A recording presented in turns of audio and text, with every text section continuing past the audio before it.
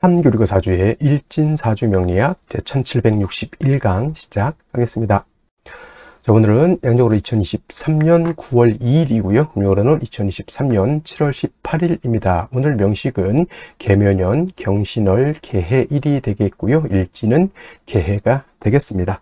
오늘 명식 계수일간이 신월에 태어난 사주 명식이 되겠습니다.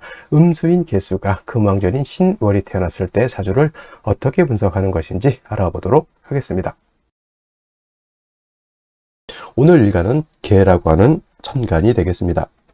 자, 이 계라고 하는 천간, 10개의 천간 중에서 마지막 10번째 천간이 되겠습니다. 천간 10개는 갑을, 병정, 무기, 경신, 임계라고 하는 천간이 있는데, 이 계라고 하는 것은 마지막 10번째 천간이 되면서 오행으로 구분하게 되면 계는 수가 되죠. 계수가 됩니다. 그래서 천간 갑은 갑을은 목이 되는 것이고, 병정은 화가 되는 것이고, 무기는 토가 되는 것이고, 경신은 금이 되는 것이고, 어저께 공부했던 임수, 오늘 공부한 계수는 수가 된다. 물상으로는 물이 되는 것이죠. 그 다음에 기운으로 봤을 때 차가운 냉기 또는 한기를 말한다. 이때 차가운 냉기, 한기는 뭐 여름이라고 해서 시원한 팥빙수 같은 그런 개념이 아니고요. 영하 사람이 살 수 있는 최저의 온도가 지금 현재 나타나는 곳이 한 72도, 영하 72도 정도 된다라고 합니다. 그래서 이렇게 차갑고 만물을 얼려버릴 수 있는 정도의 그런 냉혹한 그런 한기, 한파를 말한다라고 말씀을 드릴 수가 있겠죠. 그래서 일단 겨울이, 임수계수가 간장하는 그러한 계절은 바로 겨울이 되는 것이고요. 천간으로 임수계수가 겨울이라고 하면 지지로는 해자, 축, 월이 계절로는 겨울이 되겠습니다. 방향은 북방이죠. 해자, 축, 북방이 되면서 수라고 하는 것의 색깔 검정색이면서 주관하는 시는 현무라고 하는 것이 있습니다. 저도 이 현무는 보지 못했고 상상 속의 동물이다라고 이렇게 볼 수가 있겠죠.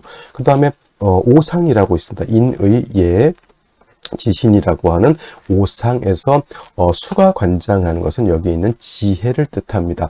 인은 목이 주관하는 것이고 의는 금이 주관하는 것이고 예는 화가 주관하는 것이고 믿음인 신은 토가 주관하는 것이고 지혜는 수가 관장을 합니다. 그래서 수일간들이라든가 또는 수가 용신 또는 희신인 사람들이 되게 지혜롭고 현명한 현자들이 많다 이렇게도 표현을 하는 것이죠. 하지만 수가 있다고 해서 무조건 지혜로운 것이 아니고 수가 그 사주에서 용신, 희신 또는 어쨌거나 필요한 용도가 있을 때는 그 수가 지혜를 뜻하지만은 그 사주에서 수가 병이 되거나 또는 기신이 되거나 또는 있는데 파극되거나 했을 때는 지혜가 아니라 간사한 지혜라고 해서 우리가 간지라고 이렇게 표현하죠.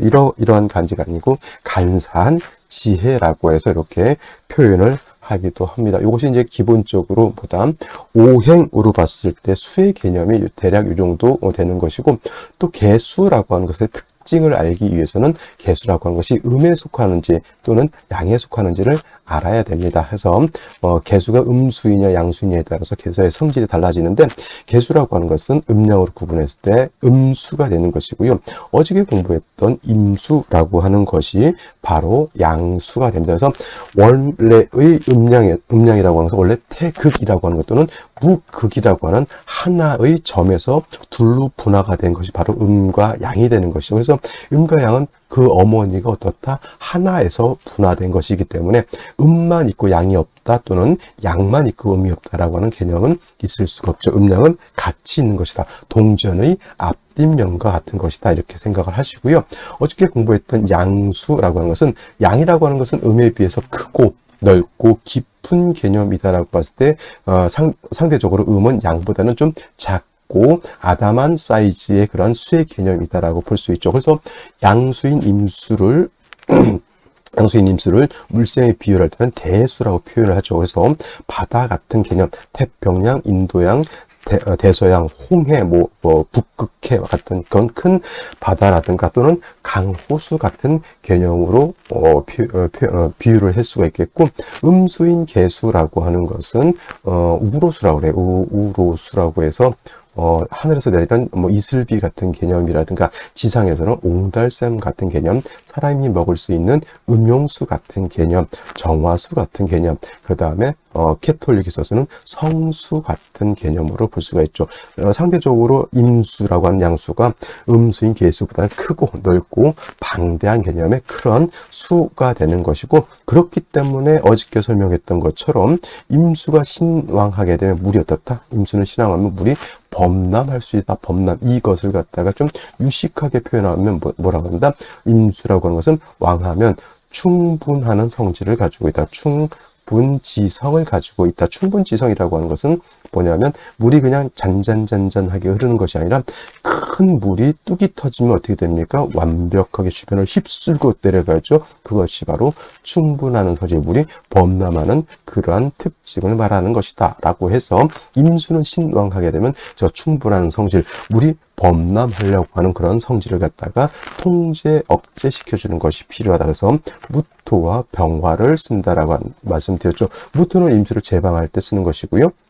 병화는 약한 무토를 도와주면서 수가 왕하면 냉기가 발생하기 때문에 조후하는 용도로서 임수는 무토 병화를 아울러서 같이 쓰는 것이다. 용신은 무토가 된다라고 하면 예를 들어서 병화는 희신이 되는 것이다. 근데 상대적으로 음수인 개수는 작은 물이기 때문에 아무리 왕해도 범람할 우려는 있다 없다? 없다. 그래서 개수라고 하는 것은 범람의 우려는 없지만 개수가 가장 중요시하는 것이 있습니다. 뭐냐? 자, 개수라고 하는 것은 제가 비유를 들었을 때 옹달샘, 또 음용수라고 하는 건 뭐예요? 사람이 먹을 수도 있는 물이죠. 뭐 사람이 먹는 물이 더러우면 돼야 안 돼요? 안 됩니다. 그래서 개수의 특징, 개수는 청징함을 좋아한다. 개수는 일간이 왕하든 일간이 약하든 간에 맑고 깨끗해야지만 개수로서의 용도, 개수로의 쓰임, 개수로서의 그러한 활용도가 나타나게 된다. 그래서 개수는 신왕하더라도 물이 범람할 우려가 없기 때문에 개수는 무토, 기토 같은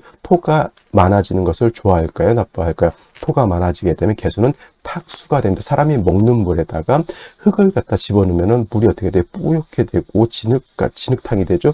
그게 바로 개수는 무토, 기토 또는 여러 가지 토들이 많아지면 탁수가 되거나 또는 메모리 될 수도 있죠. 완벽하게 토가 수를 파극시켜 버리면 수가 없어지게 됩니다. 그래서 개수 같은 경우는 아무리 왕하더라도 무토, 기토를 쓰는 것이 아니라 일단 수가 왕해지게 되면 한습해지고 냉기가 발생하기 때문에 병화 쓰는 것은 임수가 왕해질 때하고 똑같지만은 개수는 무토를 쓰는 것이 아니라 간목으로서 개수 일간이 왕했을 때 그 수의 기운을 갖다가 수생목이죠. 수생목해서 다시 목생화하는 상관 생재하는 그런 구조가 되게 되면 개수는 개수로서의 용도 쓰임이 드러날 수 있겠다라고 하는 겁니다. 물론 이제 임수일간이든 개수일간이든 신왕한 경우만 있는 것이 아니라 신약한 경우도 있죠. 이때 바로 인성인 뭐가 있습니까? 금이 있어서 금생수 해서 수의 근원을 마련해 주는 것이 필요한데, 개수 같은 경우는 예를 들어서 경금이 있고요, 신금이라고 하는 것이 있는데, 경금은 개수 입장에서 정인이 되는 것이고 신금은 개수 입장에서 편인이 되는 것인데, 개수가 좋아하는 금은 정인을 좋아할까요? 또는 편인을 좋아할까요? 이렇게 물어보면 대부분 많은 사람들이 정인이 좋은 것 아닙니까? 이렇게 답변을 하시는 분들이 있는데, 음생지공이라고 해서 음수인 개수는 음금인 친금으로 생하는 것이 좋다. 예를 들면 아들은 아버지가 강하게 키우고 딸은 엄마가 이쁘게 키운다. 이런 개념으로 이해해 주시면 되겠습니다. 자, 이것이 바로 개수 일간의 특징, 개수의 특징 정도, 이 정도는 알고 있으셔야지 사주를 볼 때 일간의 특성을 우리가 알고 사주를 볼 수 있겠다라고 말씀을 드리면서 다음 원령에 대해서 알아보도록 하겠습니다. 자, 다음으로 개수 일간이 태어난 원령은 신월이죠. 자, 월원이라고도 하고 월령이라고도 하고 지라고도 하고요. 월원이라고도 표현을 합니다. 뭐 제강 이렇게 표현하시는 분들도 있는데, 이건 좀 세 가지 정도만, 용어는 세 가지 정도만 알아두셔도 되겠고요. 공통적으로 가리키는 것은 어디다? 월지의 지지를 말하는 것이고요. 이 월령, 월지, 월원이 중요한 것은 계절의 개념, 춘하추동의 개념을 가지고 있다. 이 춘하추동이 왜 중요하냐?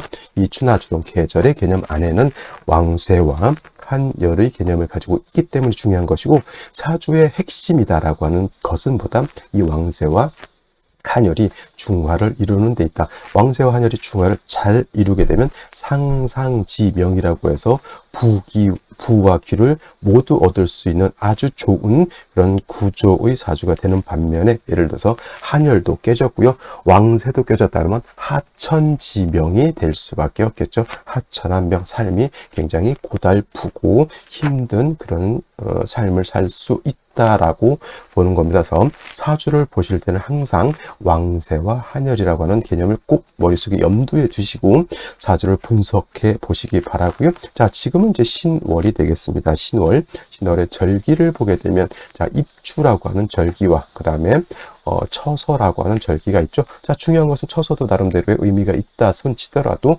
중요한 것은 입추가 되어야지 미월에서 신월로 이렇게 넘어오게 되고요. 또 미월은 여름이죠. 여름에서 가을로 이렇게 전환이 되는 것이 바로 이 입추가 되는 것이다라고 볼 수 있죠. 그리고 입추가 되면서부터는 신월, 유월, 그 다음에 술월이라고 하는 계절이 3개월 동안 들어오는데 바로 가을이 되겠습니다. 이 가을 신유술월은 방향은 서쪽 방향이 되겠고요. 그 다음에 가을의 색깔은 백색이 되겠습니다. 주관하시는 백호라고도 하죠. 백호, 하얀 그 상상중에 동물 중에 사신이 있죠. 그 중에서 유독 사람이 눈으로 볼 수 있는 것은 백호밖에 없겠다. 참고로 생각해 보셨으면 좋겠고요. 그 다음에 이제 신유술월은 바로 금이 왕한 금왕절이다라고 하는 것까지 여러분들 생각해 주시면 좋겠습니다. 자, 신월이라고 하는 것은 금의 임간지가 되는 것이고, 유월은 금의 제왕지가 되는 것이다. 그래서 신월과 유월이 12달 12개월 중에서 가장 금이 왕한 계절이다. 금이 왕하면 단순하게 금만 왕하다 생각하지 마시고요. 금이 왕하면 수를 생할 수가 있잖아요. 그러면 수도 같이 왕한 것이고, 금이 왕하면 목을 극할 수 있죠. 목은 왕할까요?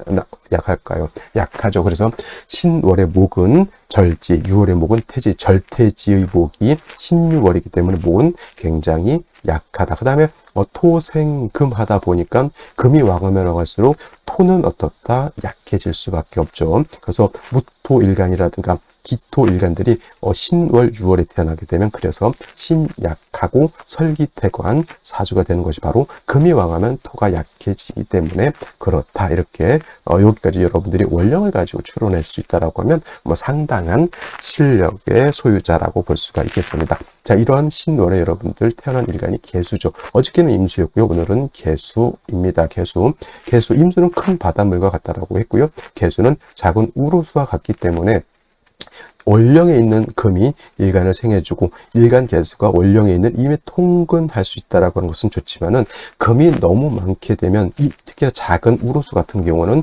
금다수 탁이 될 수 있다라고 하는 것, 즉 금생수하지만 금이 너무 많으면 오히려 물이 탁해진다라고 하는 것 또는 물이 막힌다라고 하는 개념으로 이해해 두시면 좋겠습니다. 그래서 신월에 있는 월령에 있는 금만 있다라고 봤을 때는 금다수 탁까지는 보지 않지만 타간지로 다시 금이 많아지게 되면 금다수탁 할 수 있고, 이렇게 금이 많아지게 되면 비견겁제가 있으면은 수가 많아지게 되면 금다수탁을 해결할 수가 있겠고요. 또는 화가 있어서 화극금에서 금을 갖다가 억제시켜 주는 것 또한 금다수탁을 막을 수 있는 방법이 되는데, 이때 비견급제가 있는 것이 좋을까요? 아니면 재성인 화가 있는 것이 좋을까요? 그래서 상황에 따라서는 다르겠지만은 신월은 일단 가을이고 금이 왕한 계절에 비견급제인 수가 많아지게 되면 사주가 어떻게 되죠? 한습해지죠. 그래서 신월 같은 경우는 비견급제가 있어도 도움을 받겠지만은 화가 있는 것이 조우도하면서 금을 갖다가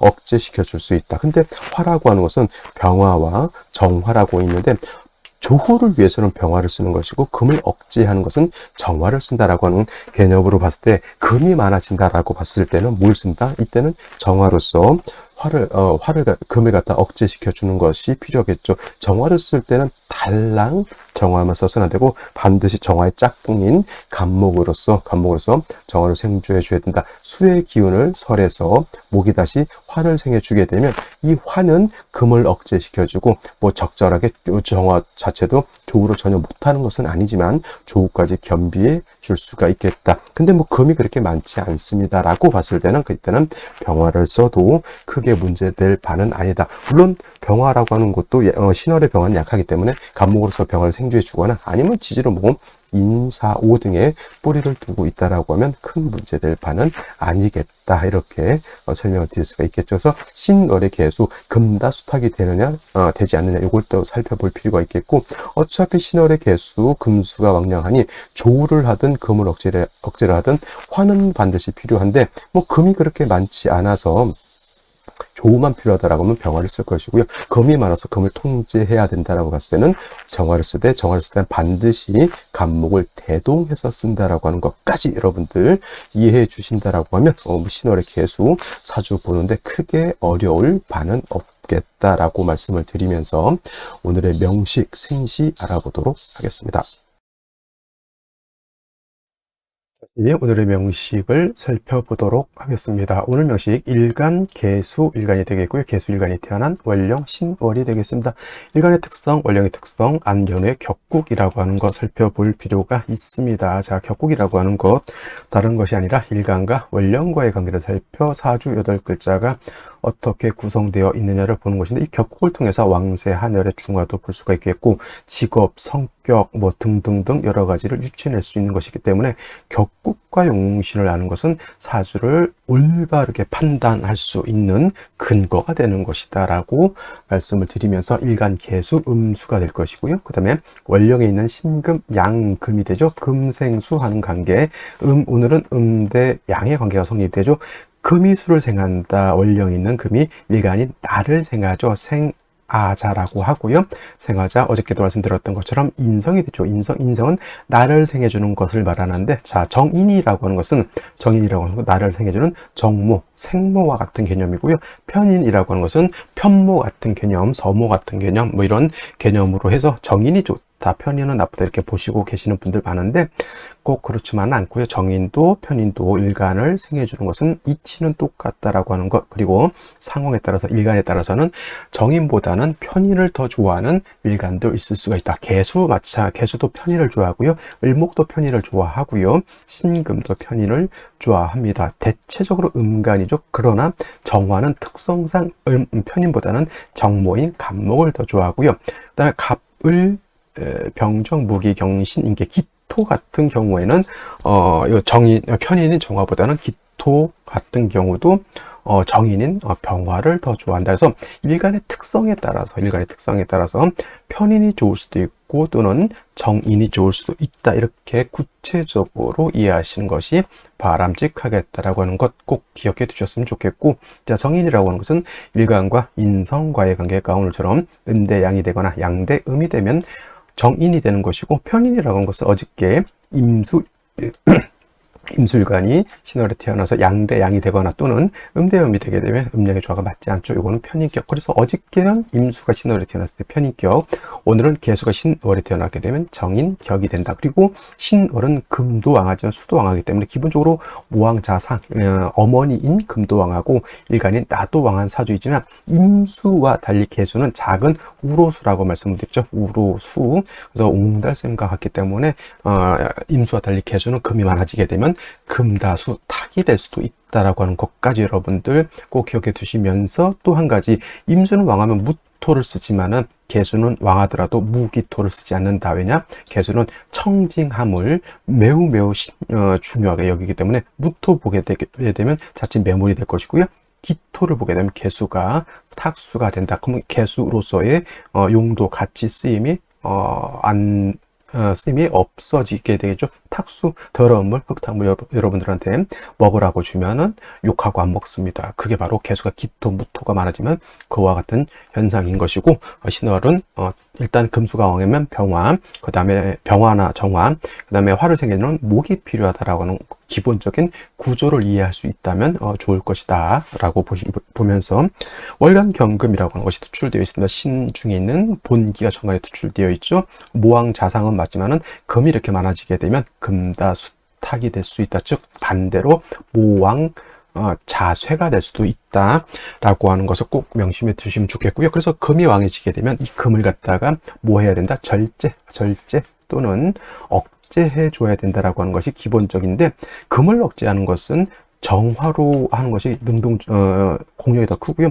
조후라고 하는 것은 병화로 하는 것이 공력이 더 크다. 그래서 신월에 금이 많았을 때 개수는 병화보다는 정화로, 왜냐하면 신월은 그렇게까지 조후의 어떤 급박성이 좀 떨어지기 때문에 그렇게 되는데, 오늘은 좀 얘기가 달라지는 것이 연간에 이렇게 개수 투출되어 있죠. 일지에 해수가 있어서 개해 일주 간여지동이 이렇게 되죠. 간여지동이라고 해서 무조건 나쁘게 볼 수는 없겠고요. 만약에 이런 경우라도 대운이 역행하게 되면 간여지동인 것이 나쁘지만은 않다라고 하는 것. 그리고 금수가 많기 때문에 왕수의 기운을 무토로서 개수는 제어할 수 없겠죠. 뭐 목이 있어서 수의 기운을 설기 순세해야 되는데, 묘목은 쓴목이고 작은 화촉 작은 풀과 같기 때문에 수가 이렇게 왕할 때 쓴목인 묘목 하나 가지고는 뭐 할 수 없다.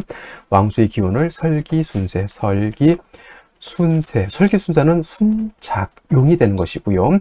설기과다는 역작용이 되는 것이죠. 이거 기본적으로 알고 계셔야 됩니다. 설기순세는 일간이 왕했을 때, 어느 신이 글자가 왕했을 때 그거를 갖다가 잘 달래서 이렇게 기운을 설기해 주는 것이지만은, 설기과다는 일간이 약한데 식상이 많아서 약한 일간을 더욱 약하게 만드는 것이 설기과다, 태과라고 하는 것이다. 그래서 설기순세는 순작용, 설기과다는 역작용. 이건 기본적으로 알고 계셔야지 사주를 볼 수 있겠다라고 하는 것까지 말씀을 드리면서 생시 보도록 하겠습니다.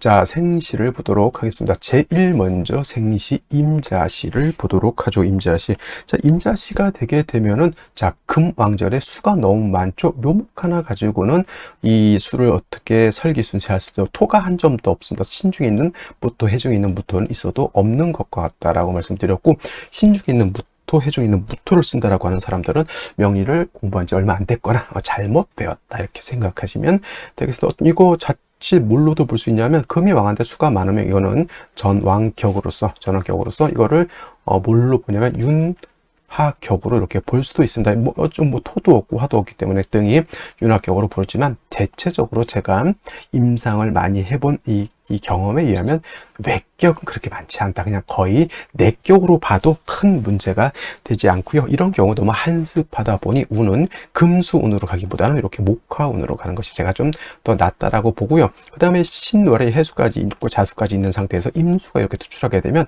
거의 개수로 보지 않고 이거는 임수로 보기 때문에 무토가 오더라도 큰 문제는 되지 않겠다. 이건 너무 일간이 신왕한 것이 문제고, 자칫 잘못하면 이것이 신앙무의 제멋대로 사는 마적단 같은 그런 사람이 될 수 있기 때문에 여자로 태어나게 되면, 그래서 좀 삶의 고난이 승질 좀 굉장히 거칠거든요. 그리고 속을 알 수 없습니다. 이렇게 수가 많게 되면 그 표현을 잘 안 하는데 한번 승질 나면 대단히 무섭습니다. 이런 사람들에서 일간이 이렇게 왕하게 되면 당연히 남편 덕이 그렇게 있다라고 보기는 어렵고, 혼자 프리랜서로서 그냥 자기 일 하면서 취미생활 하고 그냥 맛있는 거 잘 먹으면서 그냥 재미지게 살면 좋은 사주 되겠다, 이렇게 말씀을 드릴 수가 있겠고요. 개축시가 되면 축토가 있다 손치더라도 이거는 뭐 금수가 너무 왕하죠. 축토는 금을 생할 뿐이다. 자칫 그냥 축토 있으면 오히려 탁수를 만들기 때문에 차라리 그냥 깨끗하게 임자 수가 있는 게 낫지, 축토 있으면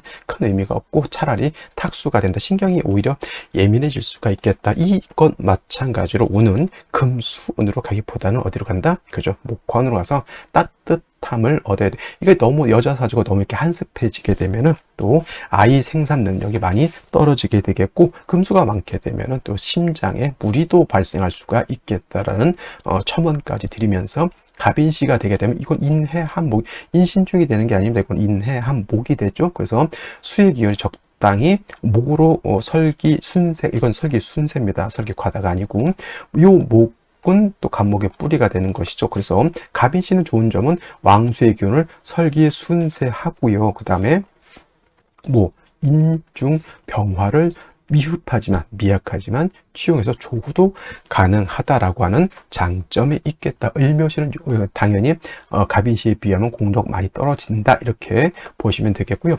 병진시 이렇게 되게 되면 또 이제 병화가 투출된 것은 나쁘지 않지만, 이 병화가 지지에 뿌리가 있습니까 없습니까? 지지로 뿌리가 전혀 없다. 그래서 금순으로 가게 되면 병화가 있다 손치더라도 그렇게 활약하기를 바라기는 좀 어렵겠고요. 이런 경우에도 진토, 스포까지 있기 때문에 이것도 사주가 굉장히 좀 한습한 따뜻한 것이니 병화가 힘을 얻어야지 이 한습한 사주가 좀 따뜻해질 수가 있겠죠. 그럼 운으로 어디로 가야 되는 거예요? 당연히 목화운으로 가는 것이 필요하겠다라고 하는 것. 정사지는 좋을까요? 나쁠까요? 정사지가 좋다라고 하는 사람들은 명리학을 조금 더 심도 있게 공부해 보시기 바라겠고요. 그다음에 무오시 같은 경우에는 비록 무토가 이렇게 뿌리가 미약할 것 같지만 오의 뿌리를 둔 무토라고 하는 것은 능히 개수를 갖다가 탁하게 만들 수 있는 그 정도의 힘은 가지고 있다라고 하는 것. 제 아무리 경금이 있다 손 치더라도 무게 합을 갖다가 말릴 수는 없겠죠. 개수는 무토하고 합을 하게 되면 결코 좋게, 이거 뭐 무게합해서 화가 되니까 좋은 거 아니냐 이렇게 보시는 분들도 있는데 아닙니다. 개수는 무토 보게 되면 탁수된다라고 하는 것 꼭 명심해 두시고, 경신시 또는 신유시는 이거 금왕절에 다시 금을 많이 받죠. 이런 경우에는 당연히 금수운이 아니라 사주원국이 금수가 많아 다시 금수운 가면 안 됩니다. 그래서 목화운으로 가야 된다. 그래서 만약에 여명으로 태어난다라고 하면 제가 봤을 때는 그냥 갑인시 정도가 가장 바람직하지 않을까. 갑인시, 아냥 정이 안 되겠다 그러면 병신시 정도 2개. 정사지는 사회충이 돼서 안 좋고요. 기미시는 화가 없잖아요. 무시는 화가 있다 치더라도 이 무토의 작용을 우리가 간과할 수는 없겠다. 남자 같은 경우는 시는 뭐 임자, 개축, 남자 병진시도 나쁘지 않고요. 경신, 신유시도 나쁘지 않고, 개시도 쓸만한다. 그래서 오늘 같은 경우는 남자는 일간이 매우 왕하기 때문에 목화운으로 가도 큰 문제가 되지 않지만 여자 같은 경우는 이제 화가 있어줘야 된다라고 하는 것까지 명심하시면서 한번 살펴보시면 되겠습니다. 자, 오늘 주말 토요일입니다. 주말 잘 보내시고요. 저는 일요일 내일 또 찾아뵙도록 하겠습니다. 감사합니다.